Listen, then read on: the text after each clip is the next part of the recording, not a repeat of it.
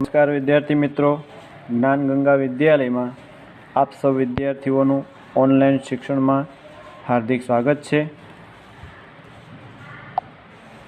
આજે આપણે ધોરણ 9 વિષય કોમ્પ્યુટરમાં પાઠ 8મો ઉબુન્ટુ લિનક્સની મહત્ત્વની ઉપયોગી સુવિધાઓ ભાગ ચોથો જોઈશું। તો ચોથા ભાગની અંદર આજે આપણે વિવિધ પ્રકારના પ્રોગ્રામ જે છે એ મહત્ત્વની ઉપયોગી સુવિધામાં ઉબુન્ટુને લગતી ચર્ચા કરીશું। તો ચાલો આપણે આગળ વધીએ।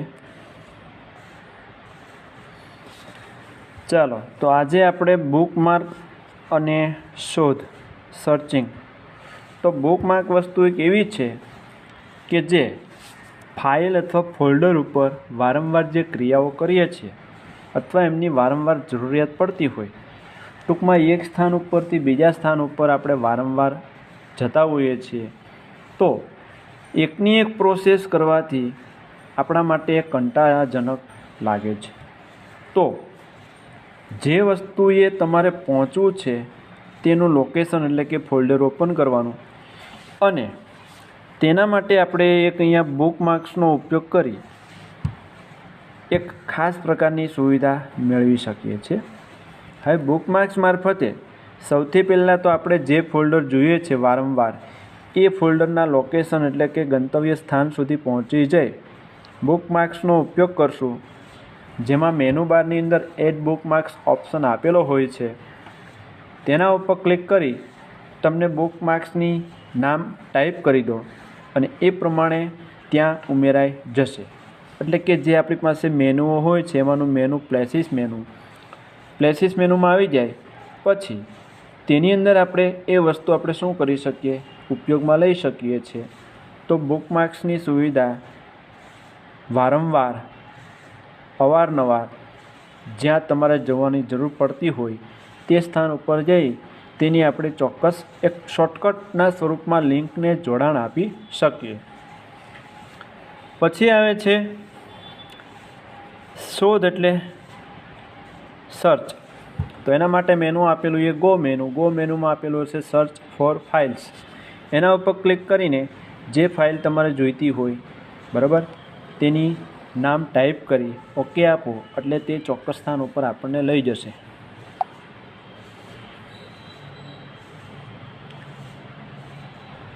ત્યાર પછી આવે છે કેલ્ક્યુલેટર। ઉબુન્ટુમાં આવતું કેલ્ક્યુલેટર જે છે એક એવી સુવિધા છે કે જેને આપણે સામાન્ય રીતે ગણતરીઓ કરવા માટે ઉપયોગમાં લઈએ છીએ બરાબર।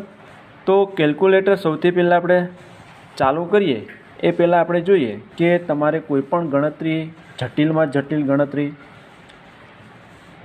તેમજ વૈજ્ઞાનિક પ્રકારની ગણતરી ખૂબ જ ઓછા સમયની અંદર એટલે કે સેકન્ડમાં અબજોની ગણતરી કરવી હોય, કેલ્ક્યુલેશન કરવી હોય તો એ તમે કેલ્ક્યુલેટરનો ઉપયોગ કરીને કરી શકો બરાબર।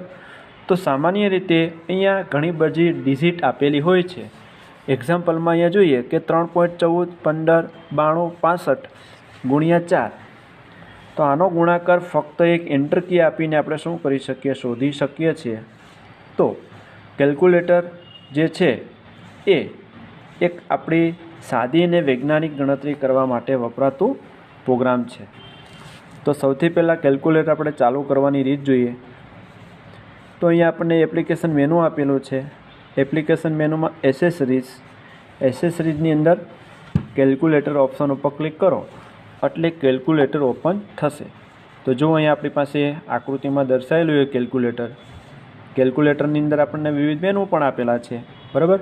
એડિટ છે, વ્યૂ છે, હેલ્પ છે, કેલ્ક્યુલેટર છે, આવા અલગ અલગ મેનુ આપેલા છે અને તેના ઉપર વિવિધ પ્રકારની કી છે, બેકસ્પેસ, CE છે,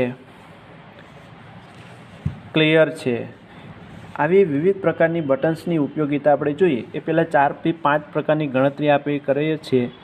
એ આપણે ગણતરી કરવા માટે સરવાળો, બાદબાકી, ભાગાકાર, ગુણાકાર, પછી અપૂર્ણાંક સંખ્યા દર્શાવવા માટે પોઈન્ટનો ઉપયોગ કરીએ, જ્યારે જવાબ જોઈતો હોય તો ઇક્વલ ટુ ઉપર ક્લિક કરીએ બરાબર। તો 4 પ્રકારની ગણતરી સિવાયના જે 3 બટન છે BKSP બેકસ્પેસ. તો અહીંયા જે સંખ્યા તમે ટાઈપ કરેલી છે છેલ્લે 4, તો 4 મારે કાઢવા હોય તો બેકસ્પેસ ઉપર ક્લિક કરીશ. તેમજ 2 ગણતરી કરીએ છીએ કે 10 ગુણ્યા 12. 10 લખ્યા, ગુણ્યા ઉપર ક્લિક કર્યું અને 12ની જગ્યાએ મારાથી ભૂલથી શું થઈ જાય છે? 14 થઈ જાય. તો છેલ્લી જે એન્ટ્રી છે 14 એ કાઢવું હોય તો ક્લિયર એન્ટ્રીથી ને CEથી એ પ્રોસેસ કાઢી નાખશે. બરાબર.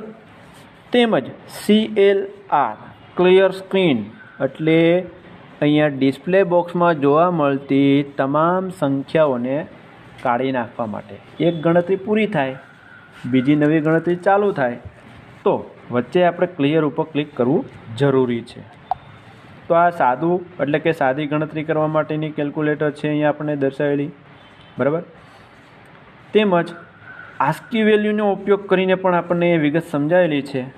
આસ્કી વેલ્યુ વસ્તુ એવી છે કે દરેક ચોક્કસ અંક સાથે કોઈને કોઈ ચોક્કસ આસ્કી વેલ્યુ સંકળાયેલી હોય છે. બરાબર. તો આસ્કી વેલ્યુ જે છે એના માટે આપણે શું કરશું?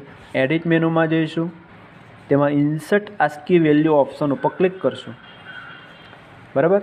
એટલે આસ્કી વેલ્યુ ટાઈપ કરવા માટેની આપણને એ સુવિધા પૂરી પાડશે. હવે આસ્કી વેલ્યુમાં જુઓ તમે, કોઈ ઉદાહરણ તરીકે ટાઈપ કરીએ છીએ કે એ.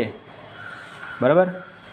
એ ટાઈપ કરીને એન્ટર કી આપી એટલે આપણને એની આસ્કી વેલ્યુ જોવા મળશે અંકની અંદર 97. ઓકે. તો આ રીતે ગણતરી કરી શકાય. તેમજ અહીંયા આપણને બીજી ગણતરી આપેલી છે આકૃતિ 8.10ની અંદર વૈજ્ઞાનિક એટલે કે સાયન્ટિફિક સ્વરૂપનું જે ગણતરી કરવી હોય એવા પ્રકારની ગણતરી કરવા માટેની અહીંયા જુઓ આકૃતિ આપેલી છે. હવે સાયન્ટિફિક કેલ્ક્યુલેટર મારે લાવવું ક્યાંથી? તો વ્યૂ મેનુમાં સાયન્ટિફિક ઉપર ક્લિક કરીએ. આ વ્યૂ મેનુ, એના ઉપર ક્લિક કરીએ. બરાબર. અને તમે અહીંયા જે બટન્સ આગળ જોયેલા તેમાં આપણે એટલા જ બટનનો સમાવેશ થતો હતો સાદું કેલ્ક્યુલેટરની અંદર. બરાબર. બાકીના બધા જે બટન છે એ તમારા સાયન્ટિફિક કેલ્ક્યુલેટરની અંદર આપેલા છે. તેમજ તેની અંદર આવતા વિવિધ પ્રકારના ઓપ્શનનો ઉપયોગ કરી વિવિધ પ્રકારની ગણતરી કરી શકીએ, લેંગ્વેજ ચેન્જ કરી શકીએ.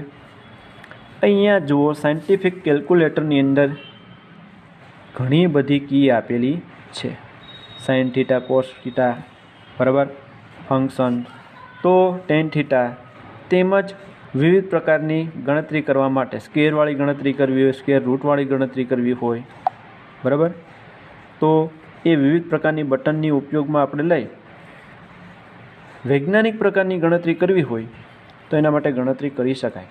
તો અહીં આપણે ડિસ્પ્લે બોક્સમાં જોઈશું. ડિસ્પ્લે બોક્સની અંદર આપણને ગણતરી આપેલી છે સાઇન થીટા, એટલે કે સાઇન કેલ્ક્યુલેશનમાં આપણે જોઈએ છે તો કાઉન્સની અંદર 3.14, 50, 92, 65, 4 ડિવાઈડ બાય 2 એટલે કે ભાગ્યા 2. હવે બરાબરનું ચિહ્ન ઉપર ક્લિક કરશું એટલે આપણને એમની સાઇન આસ્કી વેલ્યુ દર્શાવશે. તો અહીંયા આપણી પાસે કેલ્ક્યુલેટર જે છે એ પૂરું થાય છે.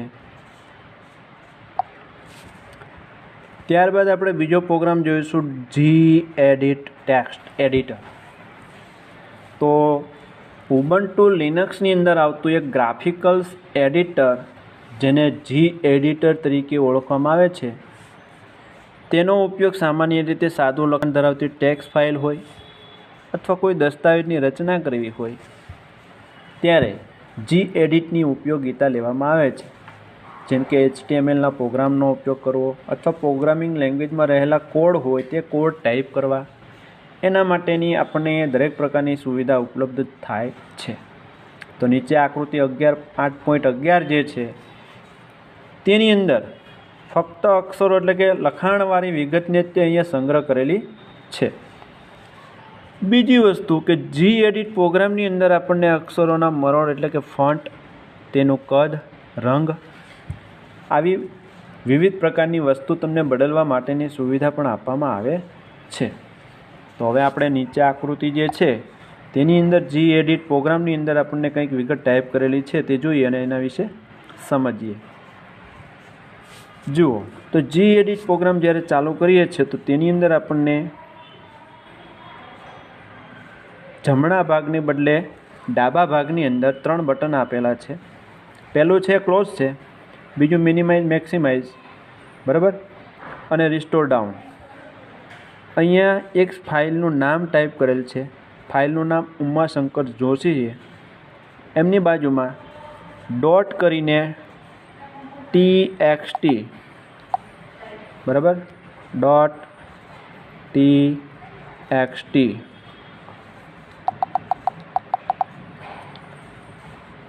એમનું એક્સટેન્શન, ત્યાર પછી આવશે પ્રોગ્રામનું નામ જી એડિટ। તો એ વિગત તમારી ટાઇટલ બારમાં આવશે। પછી આવે છે મેનુ બાર, મેનુ બારની અંદર file menu, edit, view, search, tools, documents, setup, help. તો આટલા તમને મેનુ આપેલા છે, બરાબર, 7 મેનુ। તેની નીચે આપણને આપેલું છે સ્ટાન્ડર્ડ ટૂલ બાર, જેમાં નવી ફાઇલ બનાવવી, ઓપન કરવાની શોર્ટકટ, સેવ કરવાની શોર્ટકટ, બરાબર, તેમજ અન્ડુ રીડુની પ્રોસેસ। અહીંયા અન્ડુ છે, આ રીડુ છે, અહીંયા કટ આપેલું છે, એટલે કે કટ, કોપી, પેસ્ટ। આવી અલગ અલગ તમને શું આપેલી હશે? દરેક વસ્તુ આપેલી હોય છે। હવે જોઈએ કે જી એડિટની અંદર જે ફાઇલ ખુલ્લી હશે એ અહીંયા આ રીતે પ્લસ ચિહ્ન સાથે નવી ટેબમાં ખુલશે। એક ફાઇલ ખુલેલી હોય અને બીજી ફાઇલ ઓપન કરીએ તો બાજુની જે છે એ તમારી ટેબ કહેવાય, આને ટેબ તરીકે ઓળખવામાં આવશે, બરાબર। બીજી ફાઇલ અહીંયા ખુલે તો એમને બીજી ટેબ કહેવામાં આવશે। અહીંયા ઉમાશંકર જોશી વિશે 4 લાઈન લખેલી છે, બરાબર। તેમજ તે પ્લેન ટેક્સ્ટ પ્રકારની પોઝિશન દર્શાવે। ટેબની વિડ્થ આપેલી 8 લાઈન અને કોલમ્સ, અત્યારે તમારો કોલમ કર્સર કઈ જગ્યા ઉપર છે તે અહીંયા જોવા મળશે। જો અહીંયા આપણને 2 લાઈન આપેલી છે, પણ હકીકતમાં એ 4 લાઈન આપણને દેખાઈએ, પણ એ વસ્તુ કેવી છે? અત્યારે તમારો પ્રોગ્રામ રિસ્ટોર ડાઉન છે, મેક્સિમાઇઝ કરો એટલે આ છે 4 લાઈન એ 2 લાઈનમાં રૂપાંતરિત થઈ જશે। તેમજ કર્સર અત્યારે 1 નંબરની કોલમ ઉપર છે એવું આના ઉપરથી જાણી શકાય।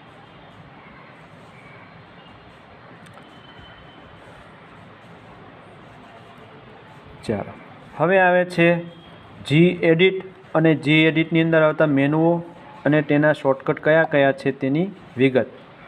તો વિવિધ પ્રકારના મેનુમાં સૌથી પહેલું મેનુ આપેલું એ ફાઇલ મેનુ। ફાઇલ મેનુની અંદર આવતા મુખ્ય કમાન્ડ અને એમનો ઉપયોગ અહીંયા આપેલો છે। પહેલું છે ન્યૂ, શોર્ટકટ Ctrl+N, કીબોર્ડ ઉપરની Ctrl+N દબાવો એટલે નવી ફાઇલની રચના કરવા માટેની ડાયલોગ બોક્સ ખુલશે, બરાબર। નવી ફાઇલને બનાવવી હોય તો ન્યૂ ઉપર ક્લિક કરીએ અથવા તો કીબોર્ડ ઉપરની Ctrl+N પ્રેસ કરીએ। ત્યાર પછી બીજો કમાન્ડ છે ઓપન। તો ઓપનની શોર્ટકટ આપેલી Ctrl+O, એટલે કે તમે જે સેવ કરેલી ફાઇલ હોય તેને ખોલવી હોય તેના માટે। પછી એ સેવ, શોર્ટકટ Ctrl+S, તમે જે ડોક્યુમેન્ટ તૈયાર કરો છો, ફાઇલ તૈયાર કરો છો તેને સેવ કરવા માટે। પછી એ સેવ એઝ, શોર્ટકટ છે Ctrl+Shift+S, એટલે હાલમાં જે ફાઇલ ખુલેલી હોય તે ફાઇલને તમારે અન્ય કોઈ નવા નામથી સેવ કરવી હોય અથવા એની જ ફાઇલને તમારે અન્ય કોઈ બીજા લોકેશન ઉપર એટલે કે સ્થાન ઉપર સેવ કરવી હોય તો સેવ એઝનો ઉપયોગ થાય। પછીનો કમાન્ડ છે પ્રિન્ટ, Ctrl+P, તો તમારી જે ફાઇલ ખુલ્લી હોય તે ફાઇલને પ્રિન્ટ કરવા માટે, છાપવા માટે। ક્લોઝ, Ctrl+W, અત્યારે તમારી જે ફાઇલ ખુલ્લી હોય તેને બંધ કરી આપશે, જી પ્રોગ્રામ બંધ નહીં થાય એનાથી। અહીંયા આપણને પછીનો કમાન્ડ આપેલો એ ક્વિટ, Ctrl+Q, તો આના ઉપર ક્લિક કરીએ એટલે જી એડિટ પ્રોગ્રામ કેવો થઈ જશે? અંત આવશે, એટલે કે જી એડિટ પ્રોગ્રામ બંધ થઈ જશે, બરાબર। તો આ થઈ આપણી પાસે જી એડિટની અંદર આવતા ફાઇલ મેનુ, ફાઇલ મેનુમાં રહેલા કમાન્ડ, કમાન્ડની શોર્ટકટ કી તેમજ તે દરેક કમાન્ડની ઉપયોગિતા શું તેની ટૂંકમાં રજૂઆત.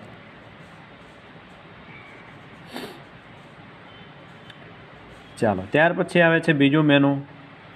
તો બીજું મેનુ છે તમારું એડિટ મેનુ. એડિટ મેનુની અંદર આપેલો હોય પહેલો કમાન્ડ અન્ડુ, શોર્ટકટ Ctrl+Z. બરાબર.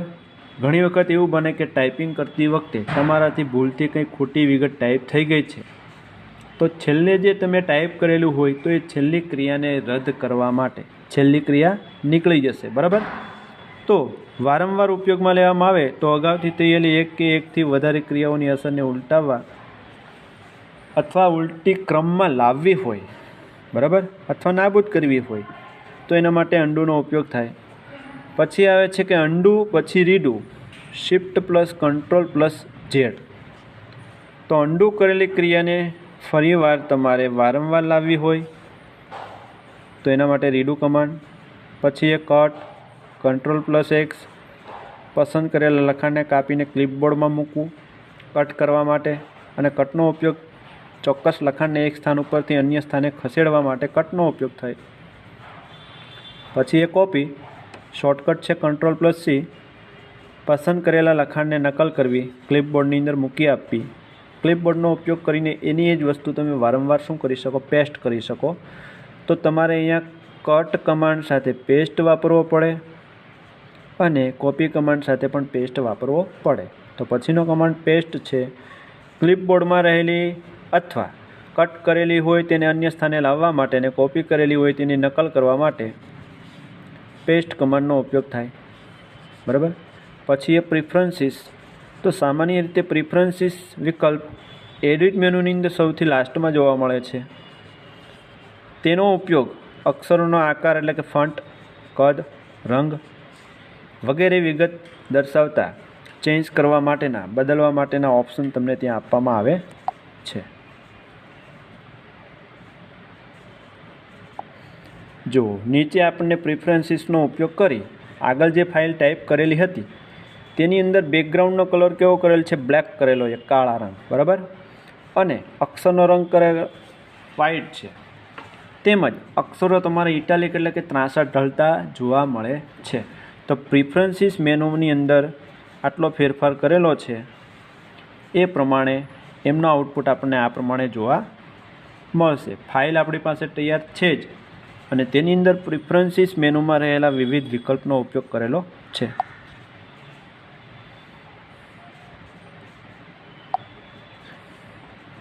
પછી આવે છે એકથી વધારે Gedit વિન્ડો ખોલવી. તો Gedit પ્રોગ્રામ તમારે એકની જગ્યાએ 2 ઓપન કરવી હોય તો 2 પણ ઓપન કરી શકો. બરાબર. તો વારંવાર તમારે Geditના પ્રોગ્રામ ઉપર ક્લિક કરીને એ પ્રોગ્રામને 2 વિન્ડોમાં ઓપન કરી શકાય. બરાબર. તેમજ તે વિન્ડોને વિન્ડોની સ્ક્રીન ઉપર વ્યવસ્થિત ગોઠવી પણ શકાય છે.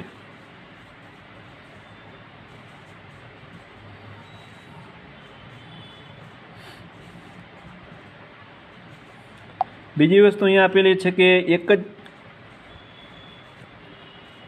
જ Gedit પ્રોગ્રામની અંદર વધારે ટેબની અંદર એની જ ફાઇલને પણ ઓપન કરી શકીએ, 2 વિન્ડોમાં ખોલી શકીએ, તેમજ તેમને 2 ટેબની અંદર પણ ખોલી શકીએ. એટલે એક જ Geditની અંદર 2 ફાઇલ આપણે ઓપન કરી શકીએ. આ પહેલી ફાઇલ છે, આ બીજી ફાઇલ છે.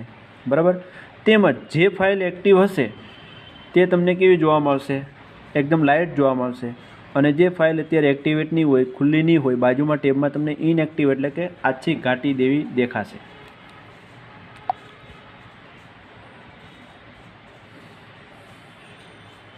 છે Geditની અંદર તમારે એક ટેબમાંથી બીજી ટેબની અંદર જવું હોય તો એના માટેની શોર્ટકટ કી આવેલી છે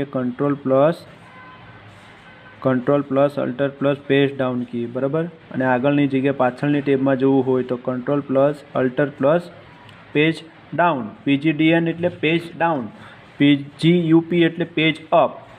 બરાબર. Ctrl+Alt કી સાથે પેજ અપ અને પેજ ડાઉન કરીને તમે આગળ પાછળની ટેબની અંદર જઈ શકો. એટલે કે એક ફાઇલમાંથી બીજી ફાઇલમાં જવા માટેની શોર્ટકટ કી. ત્યાર પછી આપણે મોડ આવે છે. તો અહીંયા જે મોડ છે તે તમારો ફૂલ સ્ક્રીન જો મોડ હોય, બરાબર, તો ફૂલ સ્ક્રીન મોડની અંદર તમે વ્યવસ્થિત કાર્ય કરી શકો, એટલે કે કમ્પ્યુટરની મોનિટરની જે સ્ક્રીન હોય તે આખી સ્ક્રીનમાં તમારે ફૂલ સ્ક્રીનમાં સેટ કરવી હોય તો સેટ કરી શકાય, અને એ પ્રમાણે કાર્ય કરવાની સુવિધા પણ આપવામાં આવે છે. બરાબર. અને એની શોર્ટકટ કી આપેલી છે ફંક્શન કી નંબર F11.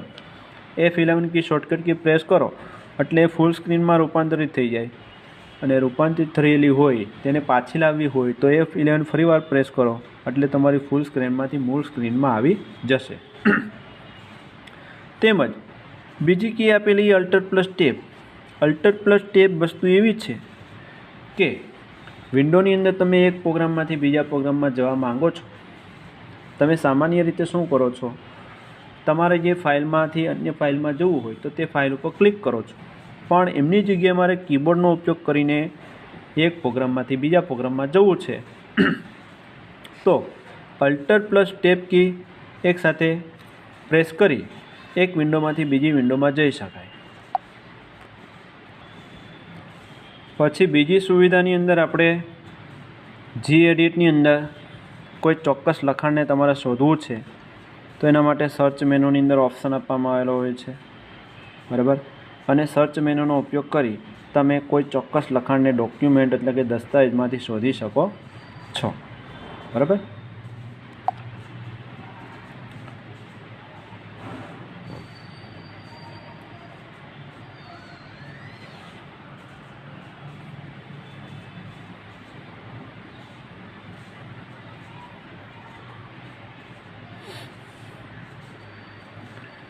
ત્યારબાદ આવે છે ટૂલ્સ મેનુની અંદર આવતી એક સુવિધા.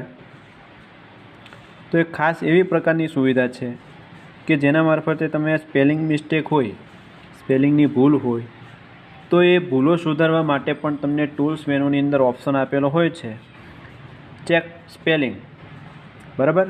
તો શબ્દોની જોડણી ચકાસવા માટે GEditમાં સ્પેલિંગ ચેક માટેની સુવિધા આપેલી હોય છે, અને તેના મારફતે કમ્પ્યુટરની જે ડિક્શનરી હોય તેની અંદર આવતા શબ્દ પ્રમાણેનો શબ્દ ના હોય તો તેને અન્ય કોઈ શબ્દમાં ટાઈપ કરતા સમયે તમને એ જોડણી સુધારવાની સુવિધા આપેલી હોય છે. બરાબર. તો આ રીતે GEditનો આપણે ટેક્સ્ટ પ્રકારનો ડોક્યુમેન્ટ બનાવી શકીએ. બરાબર.